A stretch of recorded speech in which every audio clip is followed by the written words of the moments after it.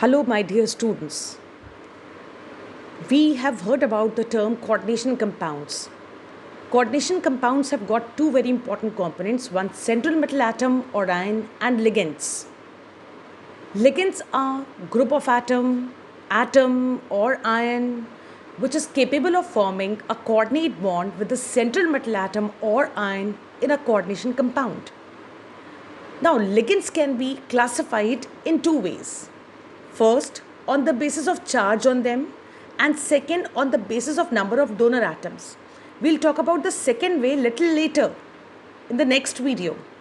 In this video right now, we'll talk about the type of ligands on the basis of charge on them. So, dear students, on the basis of charge on them, ligands are of three types: neutral ligands, anionic ligands, and cationic ligands. So, as the name suggests, neutral ligands are those molecules which are capable of forming a coordinate bond with the central metal atom or ion in the coordination compound. Or in other words, they must carry a lone pair, or they should be capable of donating a lone pair to the central metal atom or ion. Some examples I have written here like H2O, NH3, CO, and this is pyridine.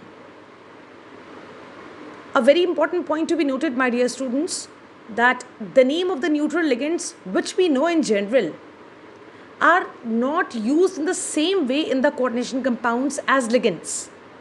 As ligands, H2O is better known as aqua, NH3 is better known as amine. I'll write the terminologies here: aqua,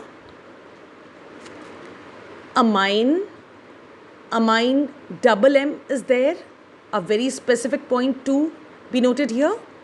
CO is known as carbonyl, all right, and C5H5N is none other than pyridine, all right.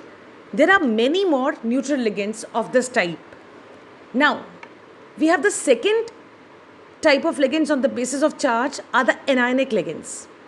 Anionic ligands are those ligands which carry negative charge on them. In the form of negative charge, they carry a pair of electron which they can donate to central metal atom or ion in a coordination compound. I have written here few examples like F minus, Cl minus, Cn minus, OH minus, etc. My dear students, a very important point to be kept in the mind that according to the IUPAC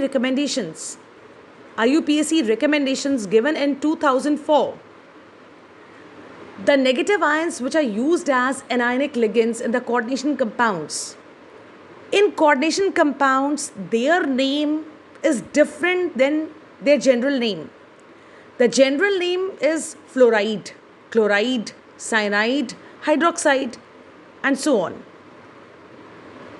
According to IUPAC instructions given in 2004, as ligands, their name, the last vowel which is E, like in fluoride E, chloride E, cyanide ends with E, hydroxide ends with E.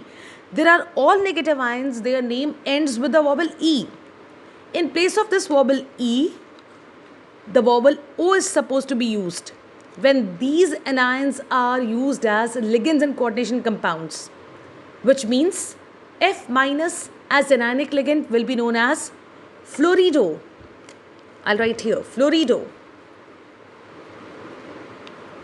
Cl minus as anionic ligand will be known as chlorido. Cn minus as negative ligand or anionic ligand will be known as cyanido or cyanido. OH minus as anionic ligand will be known as hydroxido or hydroxido. Now, we have the third category, that is cationic ligands. As the name suggests, they are those ligands which carry negative charge and they are very few in number. I have written here two examples for you. One is NO2 plus and other one is NO plus.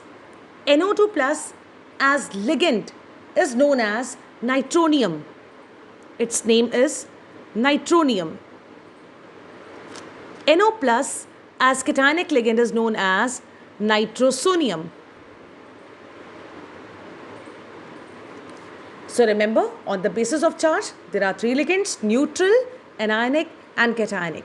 And remember the change in the names of the neutral, anionic, and cationic ligands when they are used as ligands in the coordination compounds.